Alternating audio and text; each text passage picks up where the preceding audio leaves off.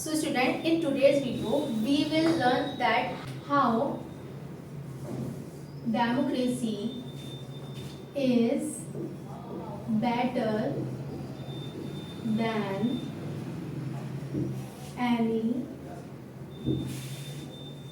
other form of government. आज की video में हम जानेंगे कि हमारी जो डेमोक्रेटिक फॉर्म ऑफ गवर्नमेंट जो होती है वो बाकी सारी अवेलेबल फॉर्म ऑफ गवर्नमेंट से बेटर क्यों है। सो फर्स्टली इसमें हम बात करेंगे सबसे पहले वेरियस फॉर्म्स ऑफ गवर्नमेंट के बारे में, और यहीं से हमें पता चलेगा कि डेमोक्रेसी के वो कौन से आउटकम्स हैं जिससे हमारी डेमोक्रेटिक गवर्नमेंट बाकी सारी फॉर्म ऑफ गवर्नमेंट से बेटर परफॉर्म करती है। तो सेकेंडली हम जानेंगे आउटकम्स, और यहीं से हमारी आउटकम्स निकल कर आएगी पहली इक्वालिटी अमंग सिटीजन्स कि डेमोक्रेसी जो है हमारी इक्वालिटी में हम जानेंगे कि डेमोक्रेसी क्या वो हमें राइट्स प्रोवाइड करती है जिससे हमें एक इक्वल ट्रीटमेंट मिलता है। इसके बाद हम जानेंगे डिग्निटी अमंग सिटीजन्स कि डेमोक्रेसी कैसे एक पर्सन की डिग्निटी को एनहांस करती है। इसके बाद हम जानेंगे कि कैसे डेमोक्रेसी एक कलेक्टिव या फिर क्वालिटी डिसीजंस लेने में मदद करती है, और इसके बाद हम जानेंगे कि कैसे डेमोक्रेसी कॉन्फ्लिक्ट्स को रिजॉल्व करती है, एंड आफ्टर दैट लास्टली हम पढ़ेंगे कि कैसे डेमोक्रेसी अपने लिए एक रूल प्रोवाइड करती है to correct its own mistake.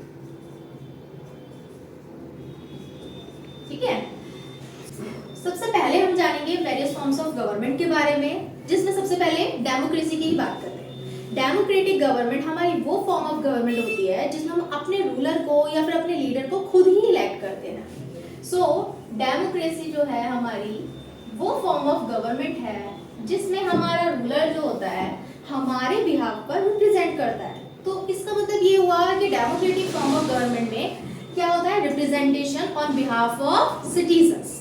यानी डेमोक्रेसी क्या है, डेमोक्रेसी वो फॉर्म ऑफ गवर्नमेंट है जिसमें रूलर्स इलेक्ट तो होते हैं, मतलब जिसमें रूलर्स होते हैं बट उन्हें हम ही इलेक्ट करते हैं, यानी सिटीजन्स इलेक्ट करते हैं। बाकी फॉर्म ऑफ गवर्नमेंट भी होती हैं, जैसे मोनार्किकल फॉर्म ऑफ गवर्नमेंट है। Basically monarchical form of government इनमें एक राजा होता है या फिर एक रानी होती है, और यहाँ का जो रूलर होता है वो एक होती है फैमिली, रॉयल ब्लड फैमिली, यानी कि इनकी पीढ़ी दर पीढ़ी या हमारे ऊपर शासन कर रही होती है।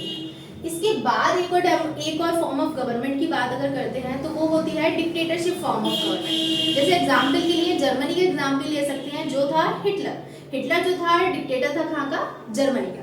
तो हमने 3 फॉर्म ऑफ गवर्नमेंट पढ़ी। पहली थी democratic form of government, second थी मोनार्किकल फॉर्म ऑफ गवर्नमेंट,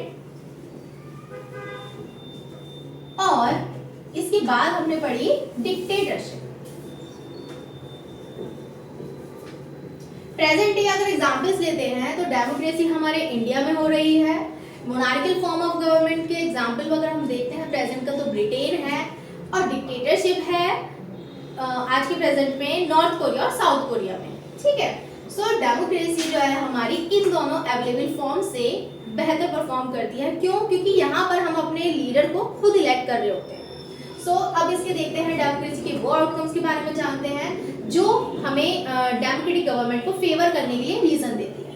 पहला आउटकम निकल कर आता है इक्वालिटी। डेमोक्रेसी, बिल्कुल सही बात है, डेमोक्रेसी प्रोवाइड करती है इक्वालिटी अमंग सिटीजन्स, जिसमें हमें पता चलता है कि भाई हमारे अधिकार क्या हैं। डेमोक्रेसी हमें कुछ राइट्स प्रोवाइड करती है, जैसे राइट टू फ्रीडम है हो गया, राइट टू स्पीच हो गया, राइट टू इक्वालिटी, ये सारे हमारे किस में आते हैं, इक्वालिटी में। फिर इक्वालिटी का एक और फायदा है, देखो जैसे अगर हम बात करते हैं फ्रेंच रिवॉल्यूशन के टाइम पर एक टर्म थी सोशल रिजीम, जिसमें सोसाइटी में इक्वालिटी नहीं थी। सोसाइटी में वहाँ पे फ्रांस के अंदर या फिर हम बोलते हैं यूरोप, पूरे यूरोप में सोशल रिजीम चल रही थी 18th-19th सेंचुरी में। उसमें क्या होता था, first state, second state and third state, वहाँ पे बिल्कुल भी इक्वालिटी नहीं थी। फर्स्ट स्टेट कौन सी थी, क्लर्जी, जो आराम से टैक्सेस वगैरह लेते थे। सेकंड स्टेट थी राजाओं महाराजाओं की, नॉबिलिटी। थर्ड में क्या आते थे, लोकल पर्सन, या फिर हम बोल सकते हैं जो फार्मर्स हो गए, पीजेंट्स हो गए, वर्कर्स हो गए, जितने भी गरीब लोग होते थे वो हमारे थर्ड स्टेट्स में आते थे, और यही वजह थी उनको जबरदस्ती टैक्स देना पड़ता था। बेसिकली यहाँ पे फर्स्ट स्टेट और सेकंड स्टेट राज कर रही थी। अगर इंडिया की बात करते हैं इक्वालिटी में, तो इंडिया में कभी ऐसे 18th सेंचुरी से पहले इक्वालिटी नहीं थी। बेसिकली हमारे इंडिपेंडेंस से पहले इक्वालिटी नाम की टर्म थी ही नहीं।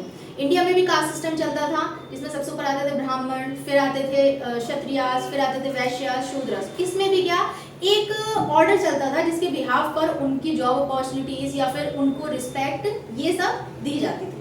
तो वही चीज है, डेमोक्रेसी हमें क्या प्रोवाइड करती है, इक्वालिटी। और आपको पता है जब इंडिया में इंडिपेंडेंस के बाद में इक्वालिटी एक टर्म आ गई थी, किसके थ्रू, हमारे कॉन्स्टिट्यूशन। फिर बात करते हैं डिग्निटी कैसे प्रोवाइड करती है। भाई जहाँ पे डेमोक्रेसी होगी वहाँ पे क्या, कॉन्स्टिट्यूशन अपने आप आएगा, और कॉन्स्टिट्यूशन अपने साथ सबसे पहली टर्म क्या लाता है, राइट टू वोट। तो जाहिर सी बात है डिग्निटी कैसे आएगी, अगर आपको वोटिंग का अधिकार है तो आपको कहीं ना कहीं रिस्पेक्ट, डिग्निटी वाली फील आएगी जरूर। फिर इसके बाद है कलेक्टिव डिसीजन या फिर quality decision. Collective decision basically कैसे होगा, जैसे हम इंडिया का एग्जांपल लेते हैं। इंडिया इतनी डाइवर्स कंट्री है क्योंकि यहाँ पे इतनी कास्ट के लोग रह रहे हैं, इतने रिलीजन के लोग रह रहे हैं, बहुत कम्युनिटीज हैं यहाँ पर। और इनके बिहाफ पर अगर हम बात करते हैं तो हमारे रिप्रेजेंटेटिव जो होते हैं, जो पार्लियामेंट में जाकर के बैठते हैं और हमारे बिहाफ पर डिसीजंस लेते हैं, तो एक कलेक्टिव डिसीजन निकल कर आता है।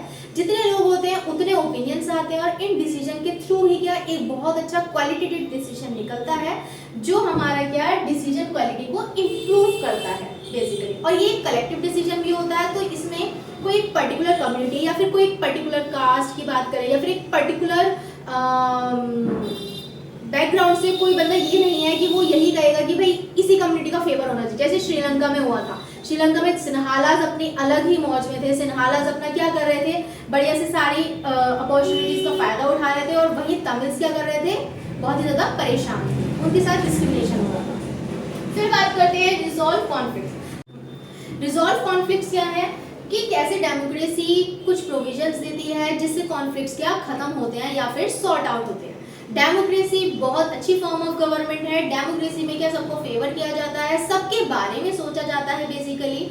लेकिन इसका मतलब ये नहीं है कि कोई पर्टिकुलर कम्युनिटी को फेवर कर रहा है, नहीं, ऐसा कुछ नहीं होता है। डेमोक्रेसी क्या सारे डाइवर्स कम्युनिटी को एक साथ लेकर के चलती है। फिर इसके बाद है रूम टू करेक्ट मिस्टेक्स। मतलब क्या है, डेमोक्रेसी होती है हमारी, डेमोक्रेसी में क्या है एक स्पेशल प्रोविजन है। अगर आप अपना लीडर खुद चूज कर रहे हैं, खुद इलेक्ट कर रहे हैं, और अगर वो सही परफॉर्म नहीं कर रहा है, मतलब आपके वेलफेयर के लिए काम नहीं कर रहा है, वो पॉलिसीज नहीं लेकर के आ रहा जो आपके लिए अच्छी हो या फ्रूटफुल हो, तो उस केस में आप क्या कर सकते हैं, अगले जो इलेक्शंस होंगे उसमें उस लीडर को वोट ना दें। तो जाहिर सी बात है क्या यहाँ पे आप अपनी मिस्टेक्स कहीं ना कहीं करेक्ट कर सकते हैं या फिर सही कर सकते हैं अपना लीडर जब आपको दोबारा इलेक्ट करने का मौका मिलता है। ठीक है, तो यहाँ से हम जानते हैं क्या कि हमारी डेमोक्रेटिक फॉर्म ऑफ गवर्नमेंट बाकी सारी फॉर्म ऑफ गवर्नमेंट से कैसे बेटर है। जैसे कंक्लूड करें, आउटकम्स में हमारा पहला क्या था, इक्वालिटी। अगर मैं तुमसे कहती हूँ क्या मोनार्कियल फॉर्म ऑफ गवर्नमेंट में इक्वालिटी हो सकती है, नहीं, बिल्कुल नहीं। लुईस 16 के टर्म पर इक्वालिटी नहीं थी। डिक्टेटरशिप में भी इक्वालिटी नहीं थी। डिक्टेटरशिप में कैसे नहीं थी, हिटलर जो है ज्यूइश कम्युनिटी को बहुत ही ज्यादा हेट करता था, बहुत डिस्क्रिमिनेशन करता था उनके साथ में। इनफैक्ट आपको पता ही है, अपने एक्सपेरिमेंट लैब में ले जाकर के पोलैंड में जाकर के उसको क्या कर दिया, उन्हें ज्यूइश कम्युनिटी को क्या करा था, उसने खत्म करने की कोशिश की थी, इवैक्यूएट किया था।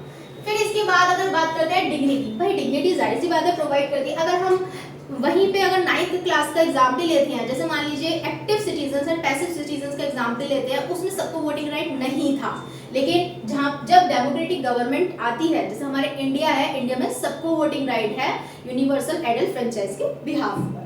फिर अगर बात करते हैं कलेक्टिव डिसीजन, जाहिर सी बात है कलेक्टिव डिसीजन का अगर मैं एग्जांपल लूं, हमारी पार्लियामेंट है, पार्लियामेंट में सारे डिसीजन जो है बहुत अच्छे से देखभाल कर लोकसभा और राज्यसभा सारे आराम से बैठकर अपने अपने ओपिनियंस दे करके फिर 1 जून का कलेक्टिव डिसीजन आता है, उसके बिहाफ पर लिया जाता है। फिर अगर मैं आपसे कहती हूँ रिजॉल्व कॉन्फ्लिक्ट, तो भाई जाहिर सी बात है, अगर श्रीलंका में उस टाइम पर डेमोक्रेसी को अच्छे से यूज करा गया होता या अच्छे से समझा गया होता, तो फिर सिन्हाला कम्युनिटी और तमिल कम्युनिटी में लड़ाई नहीं होती और श्रीलंका में कॉन्फ्लिक्ट्स नहीं होते, एक सिविल वॉर नहीं होती। इसके बाद अगर मैं आपसे कहती हूँ room to correct its own mistakes, कैसे एक रूम प्रोवाइड करता है या कैसे एक स्पेस प्रोवाइड करता है, भाई जाहिर सी बात है हम अपने लीडर को अगले इलेक्शंस में नहीं इलेक्ट करेंगे अगर वो हमारे वेलफेयर के लिए काम नहीं करेगा। सो आज हमने पढ़ा था आज हमने पढ़ा है how democratic form of government is better than any other form of government. अब हम कल पढ़ेंगे कि कैसे डेमोक्रेटिक फॉर्म ऑफ गवर्नमेंट हमारी लेजिटिमेट होती है, अकाउंटेबल होती है और